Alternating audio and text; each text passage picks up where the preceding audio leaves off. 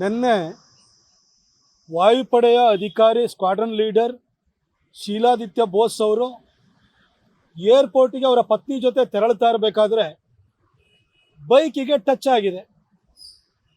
ಕೂಡಲೇ ಬೈಕ್ ಸವಾರ ಮತ್ತು ಶೀಲಾದಿತ್ಯ ಬೋಸ್ ಅವರ ನಡುವೆ ವಾಗ್ವಾದ, ಇಬ್ಬರ ಮಧ್ಯದಲ್ಲಿ ಜಗಳ ಆಗಿದೆ. ಆ ತಾರಕಕ್ಕೇರಿ ಹೊಡೆದಾಟನೂ ಕೂಡ ನಡೆದಿದೆ. ಇದಾದ ನಂತರ ಶೀಲಾದಿತ್ಯ ಬೋಸ್ ಅವರು ಒಂದು ಸೆಲ್ಫಿ ವಿಡಿಯೋ ಮಾಡಿ ನನಗೆ ಹೊಡೆದಿದ್ದಾರೆ, ರಕ್ತ ಬರ್ತಾ ಇದೆ, ನಾನು ಕನ್ನಡ ಮಾತಾಡಲಿಲ್ಲ ಅನ್ನೋ ಕಾರಣಕ್ಕೋಸ್ಕರ ನನ್ನ ಮೇಲೆ ಹಲ್ಲೆ ನಡೆದಿದೆ ಅಂತ ಹೇಳಿ ಇಡೀ ಚಿತ್ರಣಕ್ಕೆ ಹೊಸ ಬಣ್ಣವನ್ನು ಕಟ್ಟುವಂಥ ಪ್ರಯತ್ನವನ್ನು ಮಾಡಿದ್ದಾರೆ. ಇದ್ರ ಬಗ್ಗೆ ಸತ್ಯಾಸತ್ಯತೆಯನ್ನು ತಿಳಿದುಕೊಳ್ಳದಲ್ಲೇ ಇಂಗ್ಲೀಷ್ ಮೀಡಿಯಾದವರು, ಅದರಲ್ಲೂ ನ್ಯಾಷನಲ್ ಮೀಡಿಯಾದವರು ಕನ್ನಡ ಮಾತಾಡಲಿಲ್ಲ ಅಂತ ಹೊಡೆದಿದ್ದಾರೆ, ಒಬ್ಬ ಏರ್ಫೋರ್ಸ್ ಅಧಿಕಾರಿಗೆ ಹೊಡೆದಿದ್ದಾರೆ ಅಂತ ಹೇಳಿ ಬೆಳಗ್ಗೆಯಿಂದ ಸಂಜೆವರೆಗೂ ಕೂಡ ಬೊಂಬಡಿ ಬಜಾಯಿಸಿದ್ದಾರೆ. ಏನು ಕರ್ನಾಟಕದಲ್ಲಿ ಇಂಥ ಪರಿಸ್ಥಿತಿ ಸೃಷ್ಟಿಯಾಗಿದೆ, ನಾನ್ ಕನ್ನಡಿಗಾಸ್ ಮೇಲೆ ಹಲ್ಲೆ ಆಗ್ತಾ ಇದೆ, ಈ ರೀತಿ ಭಾಳ ಧರ್ಮಬೋಧೆಯ ಮಾತುಗಳು, ಆಕ್ರೋಶ ಎಲ್ಲ ವ್ಯಕ್ತವಾಗಿದೆ.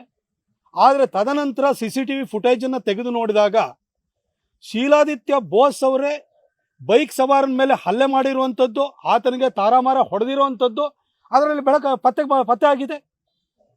ಇವತ್ತು ಕರ್ನಾಟಕದಲ್ಲಿ, ಅದರಲ್ಲಿ ವಿಶೇಷವಾಗಿ ಬೆಂಗಳೂರಿನಲ್ಲಿ ಎಂತಹ ಪರಿಸ್ಥಿತಿ ಸೃಷ್ಟಿಯಾಗಿದೆ ಅಂತಂದರೆ, ಯಾವುದೇ ರೋಡ್ ರೇಜ್ ಇರ್ಬೋದು, ಕಾರು ಬೈಕು ಟಚ್ ಆಗುವಂಥದ್ದು ಇರ್ಬೋದು, ಅಥವಾ ಆಟೋದವ್ರ ಜೊತೆ ಜಗಳ ಆಗುವಂಥದ್ದು ಇರ್ಬೋದು. ಅವರು ಓಲಾನೋ ಉಬರ್ನಲ್ಲಿ ಆಟೋ ಬುಕ್ ಮಾಡಿರ್ತದೆ, ಅವ್ರು ಬರೋದು ಲೇಟ್ ಆಗುತ್ತೆ, ಎಲ್ಲ ರ್ಯಾಪಿಡೋ ಬುಕ್ ಮಾಡ್ಕೊಂಡು ಸಡನ್ನಾಗಿ ಹೋಗ್ತಾರೆ, ಅಷ್ಟರೊಳಗಡೆ ಅವ್ರು ಬರ್ತಾರೆ. ಈ ಕಸ್ಟಮರ್ಸು ಮತ್ತು ಈ ಸರ್ವಿಸ್ ಪ್ರೊವೈಡರ್ಸ್ ಯಾರಿದ್ದಾರೆ ಅವ್ರ ಮಧ್ಯದಲ್ಲಿ ಜಗಳ ಆಗುತ್ತೆ. ಇದು ಯಾವುದೇ ವಿಚಾರ ಬಂದಾದ ಕೂಡಲೇ ನಾನ್ ಕನ್ನಡಿಗಾಸ್ ಮೇಲೆ, ಕನ್ನಡೇತರರ ಮೇಲೆ, ಅದರಲ್ಲೂ ವಿಶೇಷವಾಗಿ ನಾರ್ತ್ ಇಂಡಿಯನ್ಸ್ ಮೇಲೆ ದಬ್ಬಾಳಿಕೆ ನಡೀತಾ ಇದೆ. ಅವ್ರಿಗೆ ಕನ್ನಡ ಮಾತಾಡೋಕ್ಕೆ ಬರಲ್ಲ ಅಂತೇಳಿ ಹೇಳಿಬಿಟ್ಟು ಅವ್ರ ಮೇಲೆ ಅವಾಚ್ಯ ಶಬ್ದಗಳಿಂದ ನಿಂದಿಸ್ತಾರೆ, ಹೊಡಿತಾರೆ. ಈ ರೀತಿ ಒಂದು ಕನ್ನಡಿಗರನ್ನು ನಕಾರಾತ್ಮಕವಾಗಿ, ನೆಗೆಟಿವ್ ಆಗಿ ಚಿತ್ರಿಸುವಂತಹ ಪ್ರಕರಣಗಳು ಆಗಿಂದಾಗೆ ನಡೀತಾ ಇದ್ದಾವೆ. ಈ ಶೀಲಾದಿತ್ಯ ಬೋಸ್ ಪ್ರಕರಣ ಕೂಡ ಅದೇ ಥರ ಒಂದಾಗಿದೆ. ಪ್ರತಿ ರೋಡ್ ರೇಜ್ಗೂ ಕೂಡ ನೀವು ಕನ್ನಡ, ನಾನ್ ಕನ್ನಡ ಅಂತ ಹೇಳಿಬಿಟ್ಟು ನೀವು ಈ ರೀತಿ ಹಣಪಟ್ಟಿ ಕಟ್ಟಿದರೆ ಪರಿಸ್ಥಿತಿ ಎಲ್ಲಿಗೆ ಹೋಗ್ಬೋದು? ಆಯಿತು, ಕನ್ನಡಿಗರ ವಿಚಾರಕ್ಕೆ ಬರೋಣ. ಇವತ್ತು ಇಡೀ ರಾಜ್ಯದಲ್ಲಿ ಎಲ್ಲ ಕಡೆ, ಅದು ಮೈಸೂರು ಇರ್ಬೋದು, ಬೆಂಗಳೂರು ಇರ್ಬೋದು, ಅಥವಾ ಹುಬ್ಬಳ್ಳಿ ಧಾರವಾಡ ಇರ್ಬೋದು, ಎಲ್ಲ ಆಗಲಿ, ಬೈಕ್ನವರಿಗೆ ಕಾರ್ನವ್ರು ಟಚ್ ಮಾಡಲಿ, ಕಾರ್ನವರಿಗೆ ಬೈಕ್ನವ್ರು ಟಚ್ ಮಾಡಲಿ, ಇಬ್ಬರು ಮಧ್ಯದಲ್ಲಿ ಜಗಳ ಆಗೇ ಆಗುತ್ತೆ. ಅದರಲ್ಲಿ ಕನ್ನಡಿಗ, ನಾನ್ ಕನ್ನಡಿಗನ ಪ್ರಶ್ನೆನೇ ಬರಲ್ಲ. ಇದು ಇಬ್ಬರು ಮಧ್ಯದಲ್ಲಿ ನಡೆಯುವಂಥ ಜಗಳ, ಈ ಥರದ್ದು ಸಾವಿರಾರು ಘಟನೆಗಳು ಪ್ರತಿನಿತ್ಯ ನಡೀತವೆ. ಆದರೆ ಬೆಂಗಳೂರಲ್ಲಿ ನಡೆದ ಕೂಡಲೇ ಕನ್ನಡೇತರರ ಮೇಲೆ ಆಕ್ರಮಣ ನಡೀತಾ ಇದೆ ಅಂತೇಳಿ ಹೇಳ್ಬಿಟ್ಟು ಒಂದು ರೀತಿ ಹಣೆಪಟ್ಟಿಯನ್ನು ಕಟ್ಟುವಂತಹ, ಕರ್ನಾಟಕಕ್ಕೆ ಕೆಟ್ಟ ಹೆಸರು ಬರುವಂತೆ ಬಿಂಬಿಸುವಂಥ ಪ್ರಯತ್ನ ವ್ಯವಸ್ಥಿತವಾಗಿ, ಅದರಲ್ಲೂ ಕೂಡ ವಿಶೇಷವಾಗಿ ಸೋಷಿಯಲ್ ಮೀಡಿಯಾ ಮುಖಾಂತರವಾಗಿ, ಇಂಗ್ಲೀಷ್ ಚಾನೆಲ್ಗಳ ಮುಖಾಂತರವಾಗಿ ನಡೀತಾ ಇದೆ. ಇದನ್ನು ನಾನು ಖಂಡಿಸ್ತೇನೆ. ಕನ್ನಡಿಗರು ಯಾರ ಮೇಲೂ ಕೂಡ ಕನ್ನಡ ಭಾಷೆ ಬರೋಲ್ಲ ಅನ್ನೋ ಕಾರಣಕ್ಕೋಸ್ಕರ ದಬ್ಬಾಳಿಕೆ ಮಾಡಿದಂಥ ಪ್ರಕರಣಗಳಿಲ್ಲ. ಆದರೆ ಕರ್ನಾಟಕದಲ್ಲಿ ಇದ್ದಾದಮೇಲೆ 16 ವರ್ಷ ಇಲ್ಲಿ ನೆಲೆಸಿದ ಮೇಲೆ ಕನ್ನಡವನ್ನು ಮಾತಾಡಬೇಕು ಅಂತ ಹೇಳಿ ನಿರೀಕ್ಷೆ ಮಾಡುವಂಥದ್ದು, ಈ ಸ್ಥಳೀಯ ಲ್ಯಾಂಗ್ವೇಜ್ ಬಗ್ಗೆಯೂ ಕೂಡ ಗೌರವ ಇಟ್ಕೊಳ್ಳಿ ಅಂತೇಳಿ ಹೇಳುವಂಥದ್ದು, ಅಥವಾ ಆ ರೀತಿ ಮನವಿ ಮಾಡ್ಕೊಳ್ಳುವಂಥದ್ದು ಸಹಜ. ಇದು ಎಲ್ಲ ರಾಜ್ಯಗಳಲ್ಲೂ ಇದೆ. ಆಯಿತು, ನಾನು ಕೇಳಲಿಕ್ಕೆ ಬಯಸ್ತೀನಿ, ಈ ನಾರ್ತ್ ಇಂಡಿಯನ್ಸ್ ಏನಿದಾರಲ್ಲ, ಯಾವತ್ತು ನಮ್ಮ ಮೇಲೆ, ಹಿಂದಿ ಮಾತಾಡೋರ ಮೇಲೆ ಅಥವಾ ನಾರ್ತ್ ಇಂಡಿಯನ್ಸ್ ಮೇಲೆ ಆಕ್ರಮಣ ಆಗುತ್ತೆ ಅಂತ ಹೇಳ್ತಾರಲ್ಲ, ನಿಮ್ಮ ಹತ್ರ ಒಳ್ಳೆ ಇಂಜಿನಿಯರಿಂಗ್ ಕಾಲೇಜ್ ಇಲ್ಲ, ಮೆಡಿಕಲ್ ಕಾಲೇಜ್ ಇಲ್ಲ ಅಂತ ಗತಿ ಇಲ್ದಲೆ ಕರ್ನಾಟಕ ನೀವು ಬರ್ತೀರಿ. ನಿಮ್ಮ ಹತ್ರ ಒಳ್ಳೆ ಸಾಫ್ಟ್ವೇರ್ ಕಂಪನಿಗಳಿಲ್ಲ, ಒಳ್ಳೊಳ್ಳೆ ಕೆಲಸ ಸಿಗಲ್ಲ ಅಂತ ಗತಿ ಇಲ್ದಲೆ ನೀವು ಕರ್ನಾಟಕದಲ್ಲಿ ಉಳ್ಕೊಂಡಿರೋರು. ನೀವು ಇಲ್ಲಿ 16 ವರ್ಷ ಇಲ್ಲೇ ಬಂದು ಇಲ್ಲೇ ಇಂಜಿನಿಯರಿಂಗ್ ಮಾಡ್ತೀರಿ, ಇಲ್ಲೇ ಮೆಡಿಕಲ್ ಮಾಡ್ತೀರಿ, ಅಥವಾ ಇಲ್ಲೇ ಯಾವುದೋ ಡಿಗ್ರಿಗಳನ್ನ ಮಾಡ್ತೀರಿ, ಕೆಲಸಕ್ಕೋಸ್ಕರನೂ ಇಲ್ಲೇ ಉಳ್ಕೊಳ್ತೀರಿ. ಇಲ್ಲಿ ಉಳ್ಕೊಂಡಾದ ಮೇಲೆ ಇಲ್ಲಿನ ಸ್ಥಳೀಯ ಲ್ಯಾಂಗ್ವೇಜನ್ನು, ನೀವು ಭಾಷೆನ ಕಲಿಯೋದಕ್ಕೆ ಪ್ರಯತ್ನ ಮಾಡೋದ್ರಲ್ಲಿ ಏನು ತಪ್ಪಿದೆ? ನೀವೇನು ನೆನ್ನೆ ಮೊನ್ನೆ ಬಂದು 6 ತಿಂಗಳಾಗಿದೆ, 1 ವರ್ಷ ಆಗಿದೆ, ನೀವು ಕನ್ನಡ ಕಲಿಲೇಬೇಕು ಅಂತ ನಾವೇನು ಕೇಳ್ತಾ ಇಲ್ಲ. 16 ವರ್ಷದಿಂದ ಇಲ್ಲೇ ಇದ್ದೀರಲ್ಲ, ಇಲ್ಲೇ ಕಾಲೇಜಲ್ಲಿ ಓದಿದ್ದೀರಲ್ವಾ, ಇಲ್ಲೇ ಕಂಪ್ನಿಯಲ್ಲಿ ಕೆಲಸ ಮಾಡ್ತಿದ್ದೀರಲ್ವಾ, ಇಲ್ಲೇ ಫ್ಲ್ಯಾಟ್ ತೊಗೊಂಡಿದ್ದೀರಲ್ವಾ, ಇಲ್ಲೇ ಮನೆ ತೊಗೊಂಡಿದ್ದೀರಲ್ವಾ, ಇಲ್ಲೇ ವಾಸ ಮಾಡಿದ್ದೀರಲ್ವಾ, ನೀವು ಕನ್ನಡವನ್ನು ಮಾತಾಡಿ ಇಲ್ಲಿ ಸ್ಥಳೀಯ ಭಾಷೆನೂ ಕೂಡ ಕಲ್ತ್ಕೊಳ್ಳಿ ಅಂತ ಹೇಳಿ ನಾವು ನಿರೀಕ್ಷೆ ಇಟ್ಕೊಳ್ಳೋದ್ರಲ್ಲಿ ತಪ್ಪೇನಿಲ್ಲ. ನಮ್ಮ ಕೆಂಪೇಗೌಡರು ಕಟ್ಟಿರೋಂಥ ಬೆಂಗಳೂರು, ನಮ್ಮ ವಿಶ್ವೇಶ್ವರಯ್ಯನವರು ಕುಡಿಯೋ ನೀರು ತೊಗೊಂಡೋಗಿದ್ದಾರೆ, ನಮ್ಮ ಮಿರ್ಜಾ ಇಸ್ಮಾಯಿಲ್ ಕರೆಂಟ್ ಕೊಟ್ಟಿದ್ದಾರೆ, ಎಲ್ಲ ಕನ್ನಡಿಗರ ಶ್ರಮದಿಂದಾಗಿ ಇವತ್ತು ಬೆಂಗಳೂರು ನಿರ್ಮಾಣವಾಗಿದೆ. ಇಲ್ಲಿ ಬಂದು ನೀವು ನೆಲ ಕಂಡುಕೊಳ್ತೀರಿ, ಭಾಷೆ ಮಾತಾಡಿ 16 ವರ್ಷದಿಂದ ಇದ್ದೀರಲ್ಲ ಅಂತ ಹೇಳಿದ ಕೂಡಲೇ ನಮ್ಮ ಕನ್ನಡೇತರರ ಮೇಲೆ ಆಕ್ರಮಣ ಆಗ್ತಿದೆ, ನಾವ್ಯಾಕೆ ಈ ಭಾಷೆ ಕಲಿಬೇಕು, ನಮ್ಮ ಮೇಲೆ ನಾವು ಕನ್ನಡ ಮಾತಾಡಲ್ಲ ಅನ್ನೋ ಕಾರಣಕ್ಕೋಸ್ಕರ ನಮ್ಮ ಮೇಲೆ ಆಕ್ರಮಣ ನಡೀತಾ ಇದೆ. ಈ ಥರ ವರಾತ ಯಾಕೆ? ಏನು ನಿಮ್ಮನ್ನು ಇಲ್ಲಿ ಇರಿ ಅಂತೇಳಿ ಹೇಳಿ ನಾವು ಕೈಕಾಲು ಹಿಡ್ಕೊಂಡಿದ್ದೀವ ನಿಮ್ಮನ್ನು? ನೀವು ಬಂದಿರೋರು, ನಿಮ್ಮ ರಾಜ್ಯದಲ್ಲಿ ಇಂಥ ಪರಿಸ್ಥಿತಿ ಇಲ್ಲ, ಒಳ್ಳೆ ಕಂಪನಿ ಇಲ್ಲ, ಒಳ್ಳೆ ಕೆಲಸ ಸಿಗಲ್ಲ, ಒಳ್ಳೆ ಕಾಲೇಜಸ್ ಇಲ್ಲ ಅಂತ ಹೇಳಿ ನೀವು ಗತಿ ಇಲ್ದಲ್ಲ ಇಲ್ಲಿ ಬಂದಿರೋರು. ನಿಮ್ಮನ್ನು ನಾವು ಕೇಳ್ಕೊಂಡಿಲ್ಲ. ಇಷ್ಟಾಗಿಯೂ ಕೂಡ ಯಾವುದೋ ಒಂದು ರೋಡ್ ರೇಜ್ ಬಂತು ಅಂತ ಹೇಳಿದ ಕೂಡಲೇ ಕನ್ನಡಿಗರಿಗೆ ಹಣೆಪಟ್ಟಿ ಕಟ್ಟುವಂಥ ಕೆಲಸವನ್ನು ನೀವು ಮಾಡ್ತೀರಿ. ಆಯಿತು, ಇವನು ಯಾರು ಶೀಲಾದಿತ್ಯ ಬೋಸ್ ಒಬ್ಬ ಏರ್ಫೋರ್ಸ್ ಅಧಿಕಾರಿ, ಏರ್ಫೋರ್ಸ್ ಇರ್ಬೋದು, ನೇವಿ ಇರ್ಬೋದು ಅಥವಾ ಆರ್ಮಿ ಇರ್ಬೋದು, ನಿಮ್ಮನ್ನ ಇನ್ಸ್ಟ್ರಕ್ಷನ್ ಕೊಡುವಂಥ ಲ್ಯಾಂಗ್ವೇಜ್ ಯಾವುದು? ಎಲ್ಲರಿಗೂ ಹಿಂದಿ. ತಮಿಳ್ನಾಡಿಂದ ಹೋಗಿರ್ಬೋದು, ಕೇರಳದಿಂದ ಹೋಗಿರ್ಬೋದು, ಕರ್ನಾಟಕದಿಂದ ಹೋಗಿರ್ಬೋದು, ಮಹಾರಾಷ್ಟ್ರದಿಂದ ಹೋಗಿರ್ಬೋದು. ನಿಮ್ಮ ಟ್ರೈನಿಂಗ್ ಇರ್ಬೋದು, ನಿಮಗೆ ಕೊಡುವಂತಹ ಏನು ಇನ್ಸ್ಟ್ರಕ್ಷನ್ಸ್ಗಳಿರ್ಬೋದು, ನಿಮಗೆ ಕೊಡುವಂಥ ಕಮಾಂಡ್ಗಳಿರ್ಬೋದು, ಯಾವ ಭಾಷೆನಲ್ಲಿರುತ್ತೆ? ಹಿಂದಿನಲ್ಲಿರುತ್ತೆ. ನಿಮಗೆ ಅಲ್ಲಿ ಹೋಗಿ ನೀವು ಕಲಿತೀರಿ. ಅದೇ ರೀತಿ ಇಲ್ಲಿ ಬಂದಾದ್ಮೇಲೆ ನೀವೊಂದು IAS ಆಫೀಸರ್ ತೊಗೊಳ್ಳಿ, ಅವನು ಕರ್ನಾಟಕ ಕೇಡರ್ ಆಫೀಸರ್ ಆಗಿರ್ಬೋದು, ತಮಿಳ್ನಾಡು ಕೇಡರ್ ಆಗಿರ್ಬೋದು, ಅಥವಾ ಯಾವ ಒರಿಸ್ಸಾದ ಕೇಡರ್ ಆಫೀಸರ್ ಆಗಿರ್ಬೋದು, 1 ವರ್ಷದೊಳಗಡೆ ಸ್ಥಳೀಯ ಭಾಷೆನ ಕಲಿಬೇಕು ಅಂತ ಹೇಳಿ ಕಡ್ಡಾಯವಾಗಿ UPSC ನಿಯಮ ಇಲ್ವಾ? ಅದೇ ರೀತಿಯಲ್ಲಿ ನೀವು ಒಂದು ಬ್ಯಾಂಕ್ ಅಧಿಕಾರಿಯಾಗಿ ಬರ್ತೀನಿ, ನೀವು ಆಯಿತು, ಅದು ಬ್ಯಾಂಕ್ ಸರ್ವಿಸ್ಸಿಗೆ ನೀವು ಸೇರ್ಕೊಳ್ತೀರಿ, IBPS ಎಕ್ಸಾಮ್ ಪಾಸ್ ಮಾಡ್ಕೊಂಡು ಬರ್ತೀರಿ. 1 ವರ್ಷದೊಳಗಡೆ ಸ್ಥಳೀಯ ಭಾಷೆನ ಕಲಿಬೇಕು ಅನ್ನೋ ಕಡ್ಡಾಯ ನಿಯಮ ಇದೆಯಲ್ವ ನಿಮಗೆ? ಇದ್ದೇ ಇದೆ ಅಲ್ಲಿ. ಹೀಗೆ IAS ಅಧಿಕಾರಿಗಳು, IPS ಅಧಿಕಾರಿಗಳು, ಹಾಗೆ ಬ್ಯಾಂಕಿಂಗ್ ಅಧಿಕಾರಿಗಳು, ಪ್ರತಿಯೊಬ್ಬರಿಗೂ ನಿಯಮ ಇದೆ. ನೀವು ಅದೇ ಥರ 16 ವರ್ಷದಿಂದ ಇಲ್ಲಿದ್ದೀರಿ. ಇದ್ದಾದ ಮೇಲೆ ಕನ್ನಡ ಭಾಷೆನ ನೀವು ಕಲೀರಿ.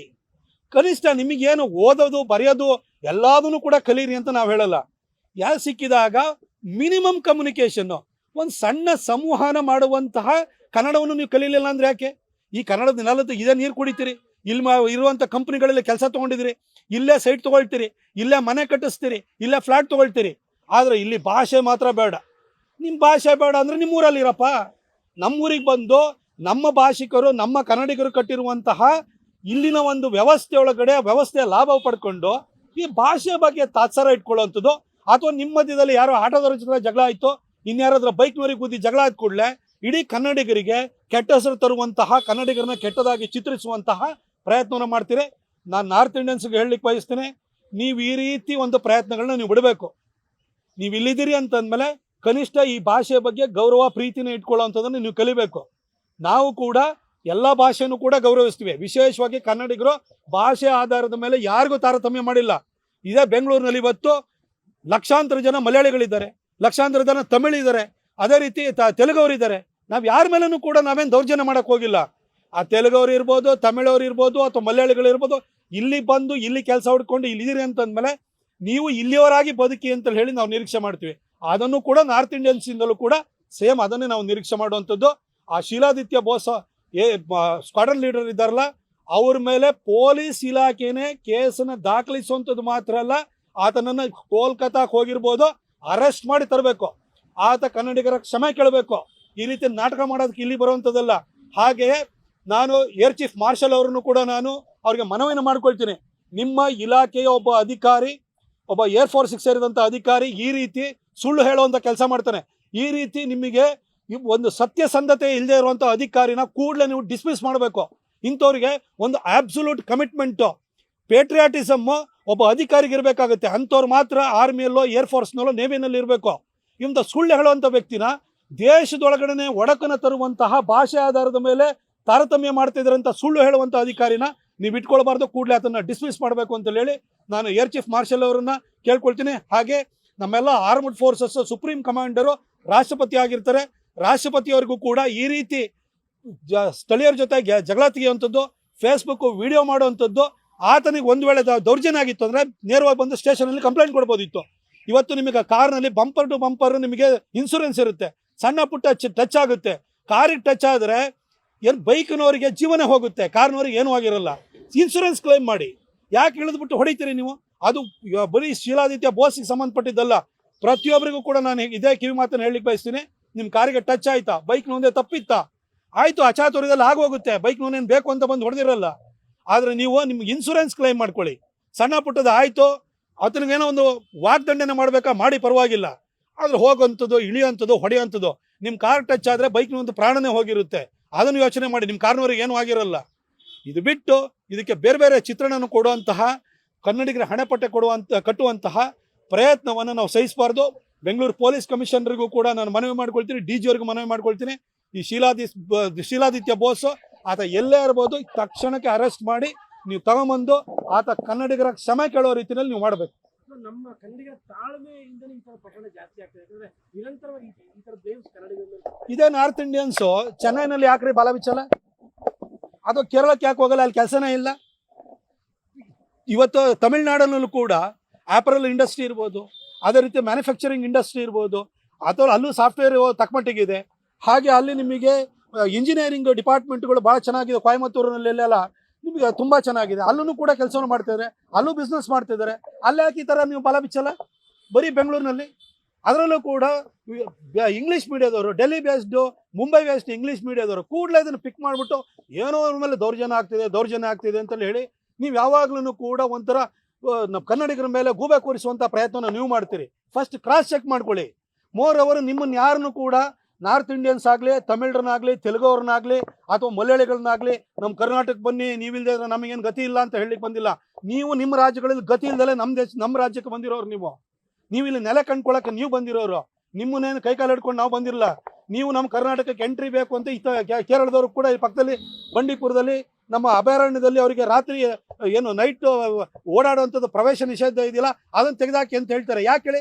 ಗತಿ ಇಲ್ಲ, ತಿನ್ನಕ್ಕೆ ಗತಿ ಇಲ್ದಲೆ ಇಲ್ಲಿ ಕರ್ನಾಟಕ ಬರಬೇಕು, ಅವರಿಗೆ ಅಬಾಧಿತ್ವ ಬರಬೇಕು. ಬೇರೆ ರಾಜ್ಯಗಳವರು ನಿಮ್ಮ ರಾಜ್ಯಗಳಲ್ಲಿ ಒಳ್ಳೆ ವ್ಯವಸ್ಥೆ ಇಲ್ದಿರೋದ್ರಿಂದ, ಒಳ್ಳೆ ಕಂಪನಿಗಳು ಇಲ್ಲದೆ ಇರೋದ್ರಿಂದ, ಒಳ್ಳೆ ಕಾಲೇಜಸ್ ಇಲ್ದಲೇ ಇದೆ, ನೀವು ಇಲ್ಲಿ ಗತಿಗೆಟ್ಟು ಬರ್ತಾ ಇದ್ದೀರಿ.